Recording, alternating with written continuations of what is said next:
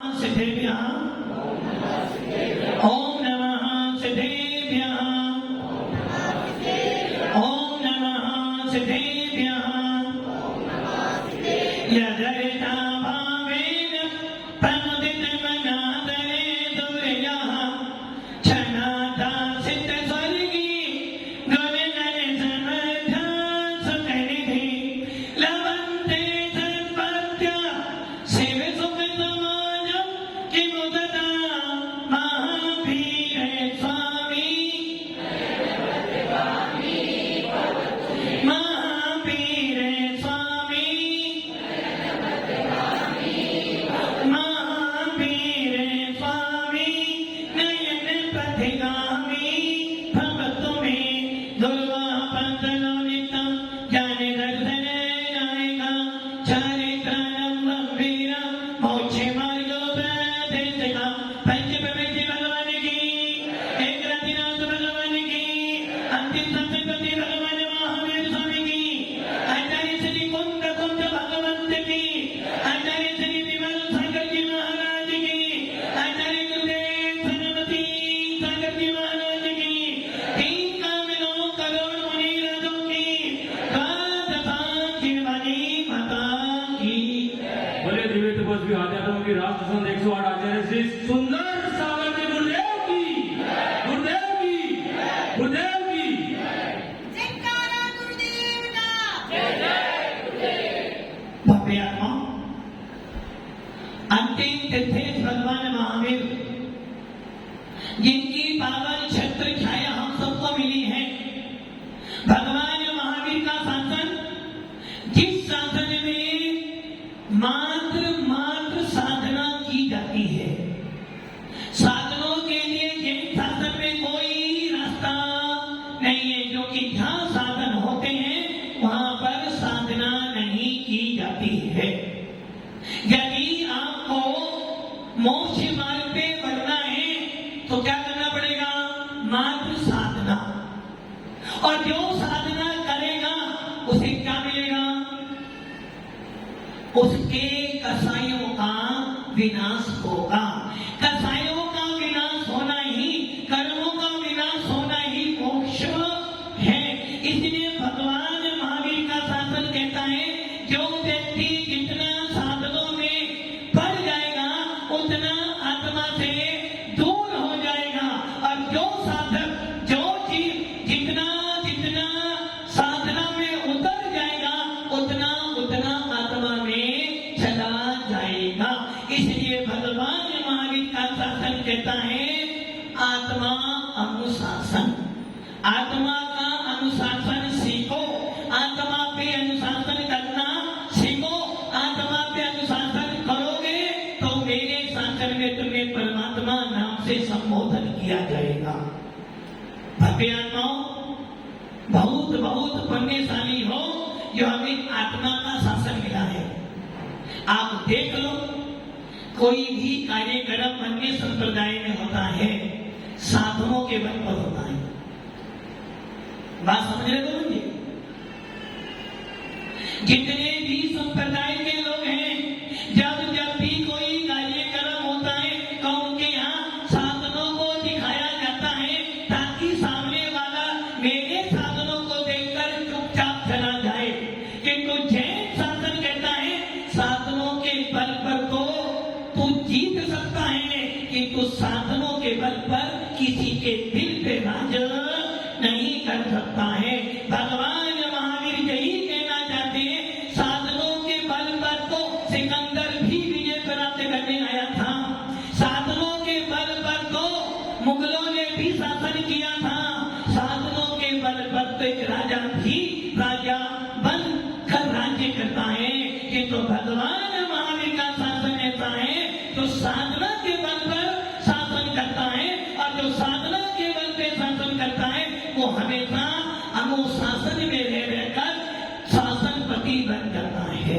और आप देख लो, किसी भी संप्रदाय में चले जाना, जब भी कोई कार्यक्रम होगा साधन दिखाते हैं, और जिन शासन का दिखाता है वीतराग शासन मात्र साधना दिखाता है, उस साधना के बल पर पशु भी नतमस्तक तक हो जाते हैं। इसलिए हमारा धर्म क्या का धर्म है? साधना का। करते क्या है? हमारा धर्म क्या का है? साधना का। और रुपये आत्माओं, जब कहीं से एक सफेद कपड़े पहने आप रास्ते से जा रहे हो, कौन जा रहे थे? कौन जा रहे? संतोष जी जा रहे थे। रास्ते से जा रहे थे और दो आंखें थी उनकी। एक आंखें इधर देख रही थी, एक आंख उधर देख रही थी। इधर देखा तो एक अच्छे कपड़ों में कोई जा रहा था, इधर देखा तो एक सफेद कपड़ों में कोई जा रहा था। दृष्टि आपकी कहां जाएगी? संतोष जी कहां जाएगी? सुन लो भाई, संतोष जी क्या करें? दृष्टि कहां जाएगी? दृष्टि कहां गई? किस पर गई दृष्टि? आपकी दृष्टि साधना पर नहीं गई, आपकी दृष्टि साधनों पर गई। और जब दृष्टि साधनों पर गई तो आपकी पूरी की पूरी सृष्टि बदल गई। और जब आपकी दृष्टि साधना पर गई तो आपके मन में एक सफेद कपड़े को पहनकर यदि कोई लड़की जाए और आप बहुत सुंदर लड़की है, बहुत अच्छी है, यदि आप देखोगे तो मन में भाव कैसे आएंगे? कैसे भाव आएंगे कि ये कोई ना कोई तो साध्वी है, ये कोई ना कोई तो त्यागी व्रती है, ये कोई ना कोई तो सज्जन पुरुष है। और उसी के विपरीत में आ जाओ, अच्छे कपड़े हैं, अच्छा चेहरा है, अच्छा मोबाइल है, बोलो क्या करोगे? भाव कैसे बनेंगे? तो भगवान महावीर कहते हैं आत्मा पे अनुशासन करने से पहले अपनी ड्रेस और अपना एड्रेस बदल लो। वरुण जी, आपका एड्रेस क्या है?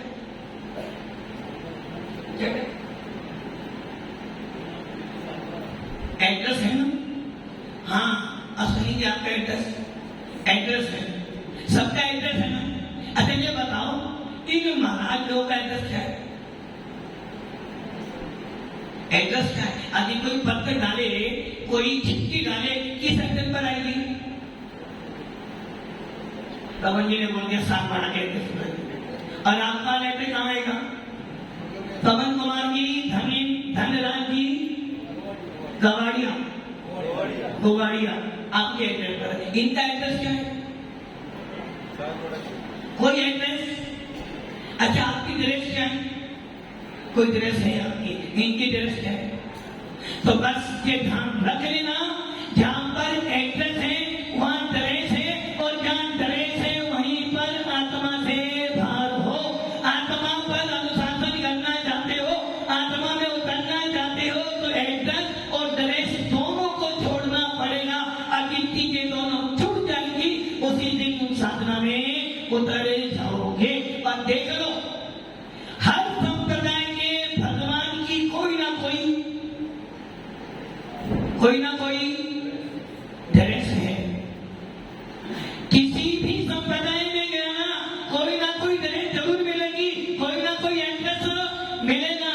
किंतु भगवान महावीर के शासन में, भगवान महावीर के तीसरा शासन में ड्रेस मिलती है, एड्रेस मिलता है।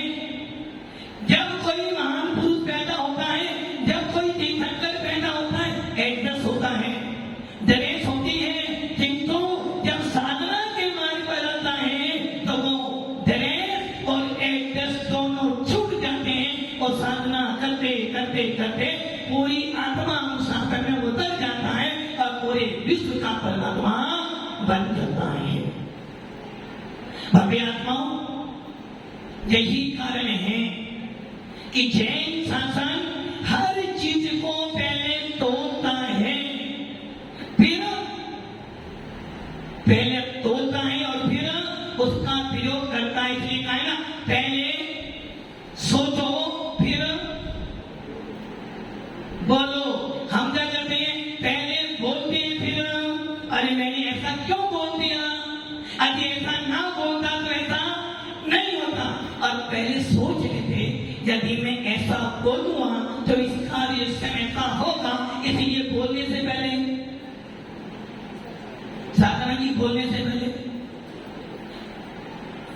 लाड़ी ने कुछ शब्द बोले, आपने क्या कैसी रहा नहीं होता तो है। अब तुम मना करो तो कि घर घर की कहानी चाहिए, कहीं काम तो कहीं होता तो है। अब ये बात गलत है तो तुम ना बताओ, होता हर घर घर की कहानी यही है। किसी भी घर में पूछ लेना, कोई तन दुखी, कोई मन दुखी, कोई धन दुखी दिखे है या नहीं? तन दुखी नहीं हो, तन दुखी नहीं हो ना। ऐसा 3 काल में नहीं हो सकता कि किसी के शरीर में रोग हो। ये शरीर रोगों का घर है। कोई तन दुखी, कोई मन से दुखी है, टेंशन लेकर बैठा हुआ, विकल्प लेकर बैठा हुआ, तन दुखी है, मन दुखी, और कोई धन दुखी भी है। इसलिए भगवान महावीर कहते हैं, यदि तुझे सुखी होना है, यदि तुझे शांति लेनी है, तो मात्र तेरे पास एक ही चीज है, अपने साधनों को क्या करना। पंडित जी कुछ बोल रही हूं, पंडित जी कुछ बोल रही है। वो सुखी होना चाहते हो तो क्या कर दो, क्या काम कर दो, पूजा काम कर दो, पूजा काम कर दो। विनोद जी थोड़ी पूजा, कौन पूजा? ये पूजा नहीं, जितनी ज्यादा पूजा कराओगे उतने ज्यादा साधन मिलेंगे, जितने ज्यादा साधन मिलेंगे उतने ज्यादा टेंशन में आ जाओगे। इसलिए पूजा कम कर दोगे, साधनों से बच जाओगे और सपना में उतर जाओगे। तब अपने आत्माओं, हमारे शासन की विशेषता यही तो है कि हमारे यहाँ जरूरत से अधिक हो जाए तो क्या करना? जरूरत से अधिक, शेर साहब, जरूरत से अधिक हो जाए क्या करना चाहिए? दान। पक्का जरूरत से महाराज अगली पीढ़ी के लिए सोचना पड़ता है। एक दान लेना, जोड़ जोड़ के रख जाओगे। कल माता जी ने बोला था ना, पेड़ पौधे जो होते हैं उनके अंदर भी लोक दशाएं होती हैं। पेड़ पौधों के अंदर भी चारों संख्या हार भय मैथुन वगैरह होती है। कुछ पौधे ऐसे होते हैं जिन्हें कोई छूती है महीना तो वो खिल जाते हैं, और यदि कुछ पौधे ऐसे होते हैं यदि सामने से निकल जाओ तो उनको पकड़ कर तुम्हारे को मार देते हैं। और कुछ पौधे ऐसे होते हैं जिनकी जड़ें धन की तरफ जाती हैं। तो जोड़ जोड़ के रख जाओगे तो क्या हो जाएगा? मरकर, सेठ जी मरकर कहते हो ना महाराज जी, धन तो है, निकालते तो है, किंतु कौन आ जाता है? सांप आ जाता। अरे वो सांप और कोई नहीं था, जिससे तुम्हारे पूर्वजों ने धन कमाया था। धन कमा के मार रखा, और जब मरे तो सोचा भैया धन की रक्षा तो नहीं करूंगा, हम सांप बनकर रह गए। इसलिए क्या करना? जिस प्रकार कुएं में पानी आता है तो बाहर निकालते रहो, बोला पानी क्या करे, खराब हो जाएगा। तो क्या करना चाहिए? क्या करना चाहिए? या तो पी लो, या निकाल दो। पानी तो निकाल सकते हो, किंतु धन को निकालने के लिए दिल चाहिए। लोग कहते हैं धन कमाने के लिए पुण्य चाहिए। अरे भैया, भगवान महावीर का शासन कहता है, ये बात सत्य है, धन कमाने के लिए पुण्य चाहिए, किंतु दान करने के लिए दिल चाहिए, दिल। तो भक्ति आत्माओं, ये ध्यान रखना, हमारा शासन आत्मा का शासन है, हमारा धर्म आत्मा पे अनुशासन करने का है। और जो बच्चा सुन रहे थे ना, विद्यार्थी कौन होता है, स्टूडेंट कौन होता है? भैया स्टूडेंट हो, पहले था, अब अभी नहीं हो।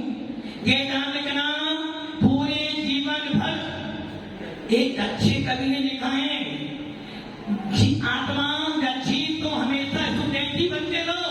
हर समय किसी ना किसी से कोई ना कोई सीख मिलती है, और जहां अच्छी सीख मिले उसे मौत। एक ज्ञानी कौन होता है? अच्छा, पंडित जी कौन होता है?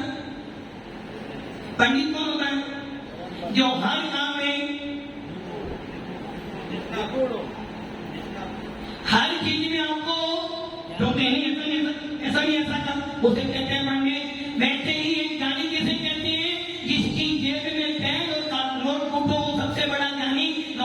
यानी हर समय कोई ना कोई चीज लिखता।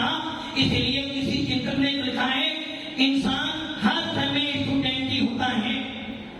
आप देखना पत्रकार हमेशा अपने पास दो चीज जरूर रखते हैं और वैसे ही एक विद्वान को, एक ज्ञानी को अपने पास पेन और नोटबुक हमेशा रखनी चाहिए कि हमारा जीवन हमेशा स्टूडेंट जैसा ही होना चाहिए।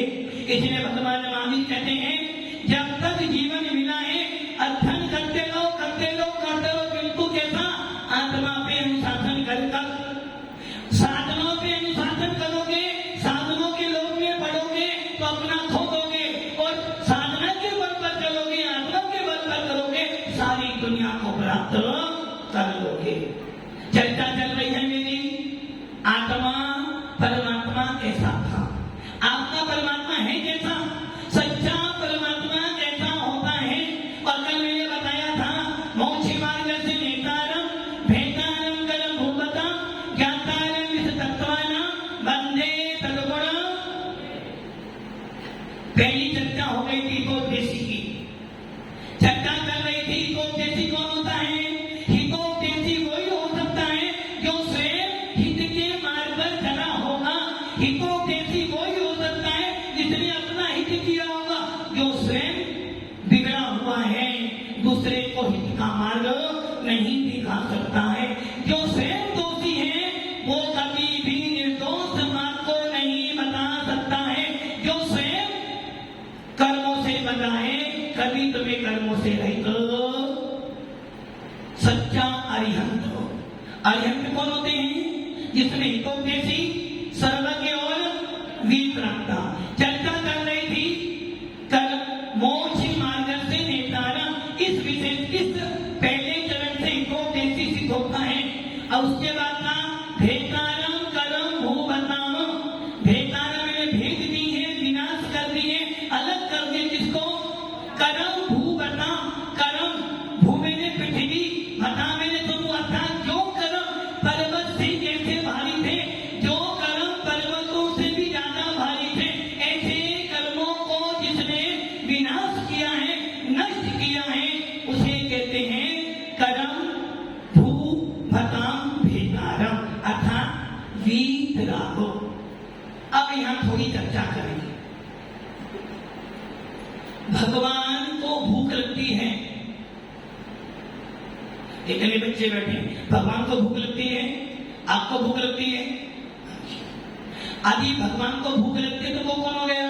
इंसान, हम जैसा। इसलिए हमारे शास्त्र में आया है 18 दोषों से रहित जो होते हैं वो कौन होते हैं? पंकज जी, अरिहंत लोग बोलो, जो 18 दोषों से रहित है वही सच्चा भगवान होता है। 18 दोषों से रहित जो है वो भगवान है। और ऐसे भगवान को पूरा जैन समुदाय नमस्कार। नाम बोलोगे गड़बड़ी हो जाएगी, लड़ाई हो जाएगी, क्योंकि लड़ाई कब होती है? पवन जी ने ऐसा किया, पवन जी ने ऐसा किया, हम सबने ऐसा किया। तो यदि कोई व्यक्ति, एक व्यक्ति किसी व्यक्ति को मारे तो केस, वकील साहब केस चलेगा। कब? जब एक व्यक्ति ने मारा। और बहुत सारे व्यक्ति मारे तो केस नहीं चलेगा। यदि एक व्यक्ति नेता को कुछ बोलता है तो केस चलता है। और पूरा जनपद लोकसभा बोले तो कोई कानून सजा देने वाला। वैसे ही गड़बड़ी नाम में हमारे यहाँ लड़ाई नाम की नहीं है, लड़ाई काम की है। इसलिए आचार्य कह रहे हैं जो भगवान होते हैं वो 18 दोषों से रहित होते हैं। और जो 18 दोषों से रहित होते हैं वो आत्मा के अनुशासन करने वाले सच्चे परमात्मा होते हैं। 18 दोषों में यदि कोई कहे हमारा भगवान खाता भी है, पीता भी है, भगवान को सर्दी गर्मी भी लगती है, क्या बोलोगे आप? क्या करें? क्या करें? नमस्कार करोगे ना? क्यों करोगे? भगवान खाता भी है, भगवान पीता भी है, भगवान को सर्दी गर्मी भी लगती है, पसीना भी आता है। भगवान नहीं हो, करे? पसीना नहीं आता? खाना पीना तो आता है ना। जब खाना पीना खाओगे तो पसीना भी आएगा। पसीने की खाते ना नहीं, भगवान को खाना पीना होता है। अरे ये ध्यान रख लेना, जिसको खाना पीना पसीना आता है वो भगवान, क्योंकि भगवान को भी यदि भूख लगती है तो फिर हमारे में भगवान में कोई अंतर, जैसे हम वैसा भगवान। इसलिए हमारे आचार्य समर्थ बल स्वामी रतन कृष्ण साधनाचार्य कहते हैं 18 दोषों से जो रहित होते वो भगवान होते हैं। भगवान जी को भूख प्यास लगती नहीं, लगती है। और आपके भगवान को कौन सा भगवान आपको? अरे अंदर जो भगवान बैठा है, अंदर जो भगवान बैठा उसे भूख प्यास लगती है क्या? संतोष जी खाना खाते हो? कौन खाता, आत्मा या शरीर? शरीर। धनपाल जी धन कौन कमाता है, शरीर या आत्मा? शरीर कमाता। हाँ। विनोद जी धन कौन खाना कौन खाता, आत्मा या शरीर?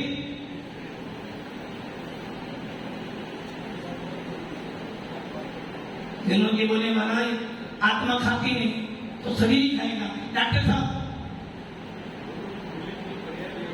क्या करें? नहीं डॉक्टर दो बोल रहे हैं, आगे वाला इंटरव्यू पीछे। हाँ डॉक्टर साहब क्या करें? आगे डॉक्टर पुनीत जी शरीर खाता है।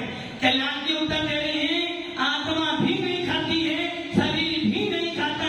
यदि शरीर खाता तो मुद्दे को खाना चाहिए, किंतु मुद्दा खाता नहीं। और आत्मा को यदि खाना होता है तो फिर अनंतों को भी भगवान को भी हाल होगा। इसलिए ना आत्मा खाती है ना शरीर खाता है। खाते कौन है? दोनों मिली जुली अवस्था। क्रांति करे महाराज, ना आत्मा खाएगी ना जीव खाएगा, दोनों मिल जाएंगे तो खाया किसने? शरीर में। शरीर ने खाया नहीं, खाया शरीर ने। मुद्दा कभी खाता और आत्मा कभी। किसने खाया? आत्मा शरीर दोनों मिल गए। भूख क्यों लगी आपको? भूख क्यों लगी आपको? भूख लगी साहब, भूख क्यों लगी? असाधा वेदनी कर्म, क्योंकि वेदनी कर्म क्या कर रहा है? सुख दुख का वेदन चलाता है। भूख लगी तो खाना पड़ा, और वेदनी कर्म नहीं होता तो भूख प्यास नहीं लगती। इसलिए ये ध्यान रख लेना, जो खाता है पीता है वो भगवान। इसलिए हमारे भगवान कैसे होते हैं? 18 दोषों से रहित। सर्दी गर्मी इसको लगती है इंसान को, तो परमात्मा इंसान नहीं है, भगवान इंसान नहीं है।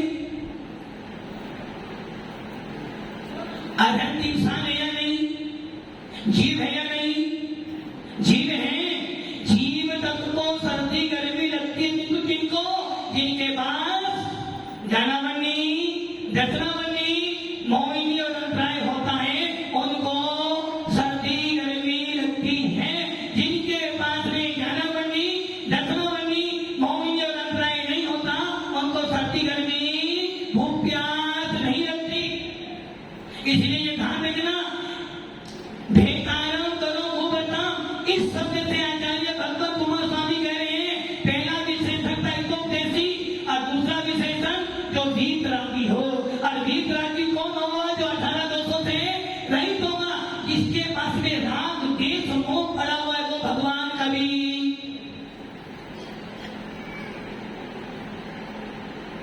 सेठ जी बात समझ में नहीं मिली। करते क्या आप लोग? काम पड़े तो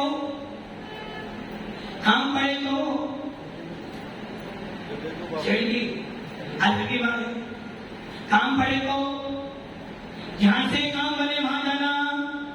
आज मंगलवार है हनुमान जी का, सच्चे मन से जो भी जावे उसका बेड़ा पार।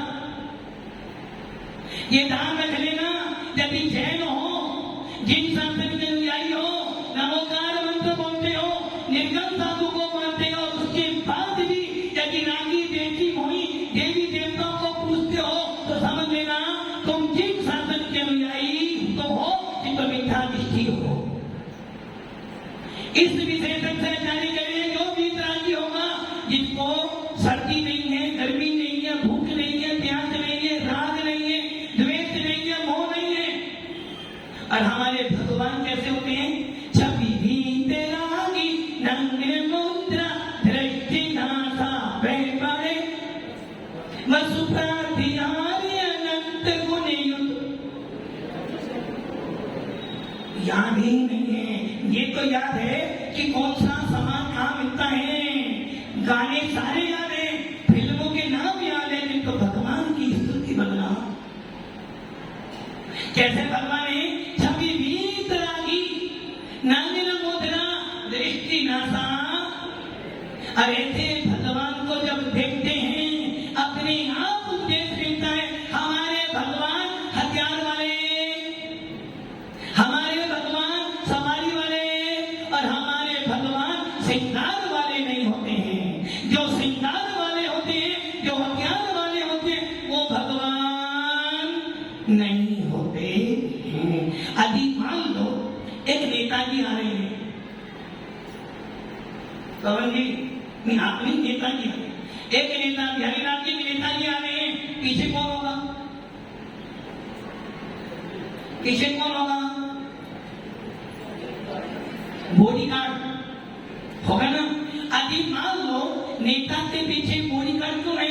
उसे खतरा है, कोई मुझे मार। जब नेता को स्वयं खतरा है, वो हमें क्या बचाएगा? जो स्वयं मृत्यु से डरता है, वो हमें क्या अमर करेगा? वैसे ही जो भगवान बनने के बाद भी हथियार रखता हो, जो भगवान होने के बाद भी मरण को प्राप्त करता हो, ऐसा भगवान हमारा कल्याण। और हमारे भगवान कैसे आदित्य भगवान? जिनके पास कोई हथियार, क्योंकि हथियार तो उनके पास होते हैं जिनको खतरा, जिनको भय होता है। और हमारे भगवान तो संपूर्ण भयों से रहित हैं, क्योंकि भय का कारण क्या होता है? वस्त्र। भय का कारण होता है धन, भय का कारण होता है संपत्ति। और हमारा भगवान जो सच्चा भगवान जो होता है, उसके पास ना घर है और ना ही संपत्ति है। इसलिए आचार्य भगवान यहाँ कह रहे भेदारम करम हूँ बता, जो 18 दोषों से रहित है, जो राग देश मोह से रहित है, जो कभी सोते, जिनको नींद ही नहीं आती। नींद क्यों नहीं आती? नींद क्यों नहीं आती? राजू जी, भगवान को नींद क्यों नहीं आती? भजन है ना, सोते सोते ही निकल गई सारी। राजू जी, भगवान को नींद क्यों नहीं आती? कर्म सिद्धांत पढ़ गए हो और फिर भी सो जाओ। अरे भाई, ज्ञानावरणीकरण का विनाश हो गया है, और जिनका ज्ञानावरणीकरण का विनाश हो, दर्शनावरणीकरण का विनाश हो गया है, उनको नींद नहीं आती। क्योंकि दर्शनावरणीकरण के 9 भेद होते हैं, और जिनको नींद आती है, यदि 3 लोग का नाथिस हो जाएगा तो फिर किसको बचाएगा? इसलिए भगवान वो होते हैं जिनको नींद नहीं आती है। भगवान शोक नहीं करते कि मेरा भक्त कीर्तन में चलो, और भगवान को कभी कोई आश्चर्य नहीं होता है। इन 18 दोषों से जो रहित होते हैं, वो होते हैं भेदारम कर्म मुबता वीतरा। और वीतरा की शुरू कहां से होता है? वीतरा का शुरू कहां से होती है? हम कौन है? वीतरागी है या नहीं? हम वीतरागी नहीं है। अच्छा, आप कौन? सरागी और वीतरागी। सरागी क्योंकि आपके पास कपड़े, मकान, दौलत, हमारे पास चलो ये मान लीजिए सरागी है, हम तो वीतरागी मुनियों की बोलते ना, ये तो वीतरागी के अस्पताल है। हम लोग कौन है? हम लोग कौन है? सरागी वीतरागी। वीतरागी ना, वीतराजा वीतरागी, वीतराजा वीतरागी। हम लोग वीतरागी हैं और आप लोग वीतरागी, सही है ना? हाँ पंडित जी, हम लोग वीतरागी है नहीं है? हैं? पक्का? अरे भैया, हम कोई वीतरागी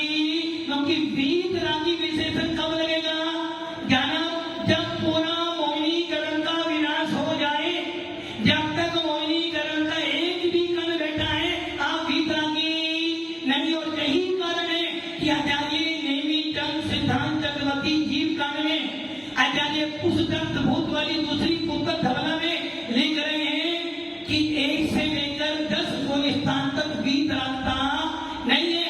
11वें गुलिस्तान का नाम है छद्मस वीतरागी उपशांत मोह। इतने मोहिनीकरण को पूरा शांत तो हम लोग कौन हो गए? कौन हो गए? सरागी। और जो सरागी होते हैं वो कभी भी उपदेशी नहीं हो सकते। यदि उपदेशी बनना है तो पहले वीतरागी बनना पड़ेगा। बिना वीतरागी बने आप उपदेश देने का अधिकारी नहीं हो। इसलिए हमारा भगवान पहले वीतरागी होता है। डॉक्टर जी मैंने बोला था ये मंगलाचरण गलत है, ये मंगलाचरण गलत है। अरंत के 3 गुण हितोपदेशी वीतरागता में हितोपदेशी सर्वज्ञ और वीतरागता। जबकि आचार्य भगवान कह रहे हैं जब तक वीतरागी नहीं होगा तो हित का उपदेश नहीं दे सकता। जब तक तेरे पास एक भी दोष है 18 में से तो उपदेश देने का अधिकारी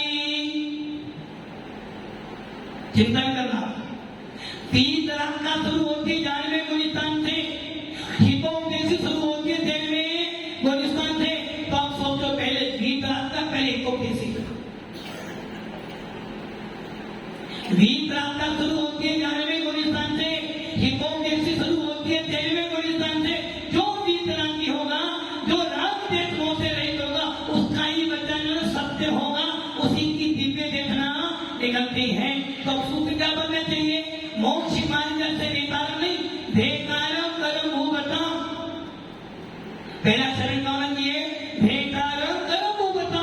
इसने अपने जनावनी दशनावनी मोहिनी अंतराय का विनाश करा, वो बना वीतरागी। और जो वीतरागी होते हैं वो 18 दोषों से रहित होते हैं। और जो 18 दोषों से रहित होते हैं उन्हीं का हितोपदेशी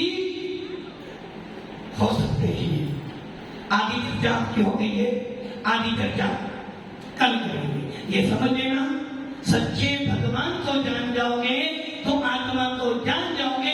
सबसे जरूरत है सच्चे भगवान को जानने की। जो सारा विश्व मिथ्यात्व में पड़ा हुआ है और इस मिथ्यात्व में पड़कर अपनी आत्मा को डुबो रहा है। इसलिए यदि वास्तव में तुम सब में दृष्टि होना चाहते हो तो सच्चे भगवान का स्वरूप जानो, अपनी आत्मा में श्रद्धा करो तो आपको सब में